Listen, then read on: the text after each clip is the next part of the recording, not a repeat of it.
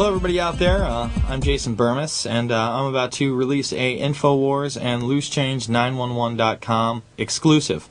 Last year, Dylan Avery and myself went to great lengths to get an interview with Barry Jennings. This man was a emergency worker, head of a department out in New York City. And on 9/11, he was called up after the first plane strike, and he went to World Trade Center Building 7. Now, when he went there, he went up with a police triage and Michael Hess. Now, Michael Hess was the city corporation counsel. And when they got up to the Office of Emergency Management, because that's where they were supposed to go in the case of any kind of a terrorist attack or a natural disaster, the Office of Emergency Management was abandoned. And Barry said that he saw still hot coffee, half-eaten sandwiches, didn't know what was going on. When Michael Hess and Barry actually went to exit, they had to take the stairwell. And while they were down by the 8th floor, between the 6th and 8th floor, they had an explosion from underneath them, where it trapped them for the rest of the afternoon. And this was all prior to either of the towers collapsing. Now, Michael Hess and Barry Jennings went on the local news that day and confirmed this story. And we're going to play the whole thing now. Why have we chosen now? Well, in the beginning when we got this interview, we were going to put it in Loose Change Final Cut. We were then contacted by Barry after some of it had been played and it started to make its rounds on the internet. And he was upset and he didn't want to end the movie because he was getting phone calls and threats and he didn't want to lose his job, and people essentially were angry with him. He didn't want all this attention. Now he's given an interview to the BBC, and on July 6th they are going to present Conspiracy Files, The Third Tower. If you look at the last piece they did, the 9/11 Conspiracy Files, they tried to say ludicrous things like the debris field at Shanksville, Pennsylvania was only 1 mile away at Indian Lake, when we had reports that there was debris 8 miles away over a mountain ridge in New Baltimore, but they didn't mention that. We figured that this new show comes out July 6th, and we want Barry Jennings' words from a year ago to speak for themselves. So, previewing my new film, Fabled Enemies, because this will be in Fabled Enemies, we are going to release some of the Barry Jennings interview. Hi, my name is Barry Jennings. I'm 52 years old. I've worked for 33 years at one location. When the Office of Emergency Management did an activation, they always included our locale. And what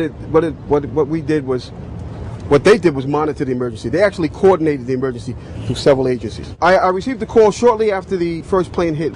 I got there. I had to be inside on the 23rd floor when the second plane hit.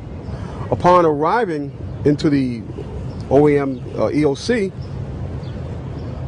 we noticed that everybody was gone. I saw coffee that was on the desk. Still, the smoke was still coming off the coffee. I saw half-eaten sandwiches, and only me, Mr. Hess, was up there.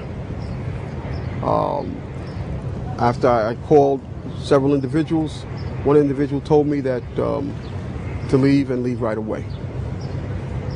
Mr. Hess came running back in and said, "We're the only ones up here. We got to get out of here." He found the stairwell. So we subsequently went to the stairwell and we're going down the stairs. When we reached the 6th floor, the landing that we were standing on gave way. There was an explosion and the landing gave way. And I was left there hanging. I had to climb back up, and now I had to walk back up to the 8th floor. When I made it to the 6th floor, and there was an explosion. The explosion was beneath me. Keep in mind now, it's pitch black in there. All the lights went out. So when the explosion happened, it blew us back. I'm thinking I'm standing on the landing. I'm actually holding on to a pole above us. Really? And I had to climb back up because Hess is yelling, "What do we do now?" I said, "There's only one thing we can do, and it's go back up." Both buildings were still standing. Keep in mind, I told you the fire department came and ran. They came twice. Why? Because building Tower 1 fell, then Tower 2 fell.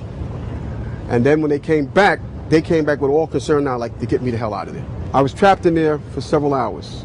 I was trapped in there when both buildings came down. All this time, I'm hearing all type of explosions. All this time, I'm hearing explosions.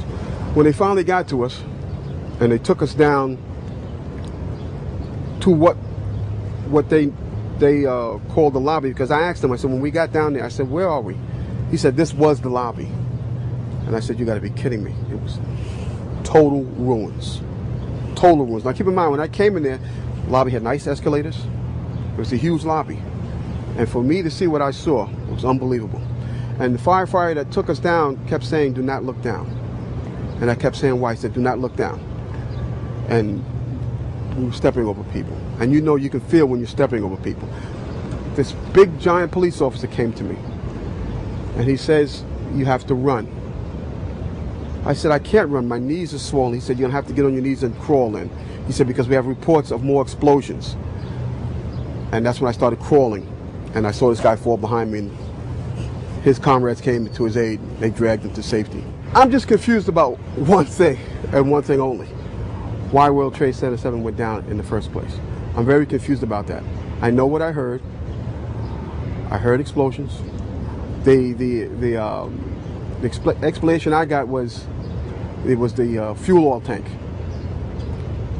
I'm an old boiler guy. If it was a fuel oil tank, it would have been one side of the building. Yes, you can use this footage. So there you have it, folks. Explosions within World Trade Center Building 7 prior to the collapse of either World Trade Center tower. Explosions after the fact. The lobby completely decimated. And that's a big point, because we're going to show you video inside the Millennium Hilton and show you that there was slight damage the next day. It was nothing compared to what happened in Building 7. Why? Well, it was probably from those explosions that were in the building. So again, this will be in my new film, Fabled Enemies, and you can check that out. It's going to be released by September 1st, we're looking at right now. Thanks for joining us, Infowars.com and PrisonPlanet.com.